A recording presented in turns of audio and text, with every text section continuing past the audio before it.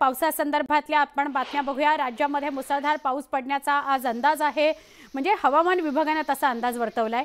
कोकणासह मध्य महाराष्ट्रामध्ये मुसळधार पावसाची शक्यता आहे। मुंबई, पालघर, ठाणे, पुणे या जिल्ह्यांना येलो अलर्ट देण्यात आलाय। पुढील 3 दिवसांकरता हवामान खात्याने पावसाचा इशारा दिलाय। त्याचबरोबर रायगड, रत्नागिरी, सिंधुदुर्ग या जिल्ह्यांना ऑरेंज अलर्ट जारी करण्यात आलाय।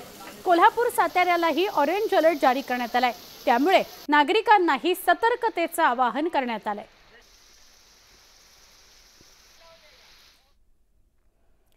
बीडच्या माजलगाव तालुक्यात संध्याकाळपासून जोरदार पावसाने हजेरी लावली। मध्यरात्रीपर्यंत पावसाचा जोर कायम होता, त्यामुळे शेतात पाणी साठलं होतं, तर नदी नाले ओढ्यांना पूर आला होता।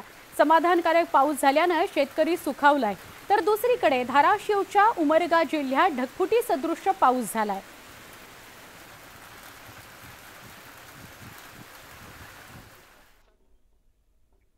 छत्रपती संभाजीनगर जिल्ह्यातील करमाड, जयपूर, भांबुर्डा, लाडगाव आणि कुंभेफळ यासह आसपासच्या परिसरात ढगफुटी सदृश पाऊस झाला। त्यामुळे या शिवारातील असणारे लहान मोठे ओढे आणि नद्यांना काही काळ मोठ्या प्रमाणात पूर आला होता। याशिवाय शेतातही मोठ्या प्रमाणावर पाणी साचल्याचं बघायला मिळालं। तर सिल्लोड तालुक्यात काल संध्याकाळी मुसळधार पाऊस झाला। या पावसामुळे रस्त्याच्या कडेला उभी केलेली बाईक वाहून गेली। पावसाचा आणि पाण्याचा जोर कमी झाल्यानंतर ही बाईक शेतातील चिखलात अडकली होती। नशिबाने ती पुढे वाहून गेली नाही। संभाजीनगरच्या वैजापूर तालुक्यात मुसळधार पाऊस झाला। संभाजीनगरच्या वैजापूर तालुक्यातील भायगाव गावामध्ये असणाऱ्या पुलावरून पाणी वाहत होतं, त्यामुळे नागरिकांना गावात जायचा रस्ताच बंद झाला।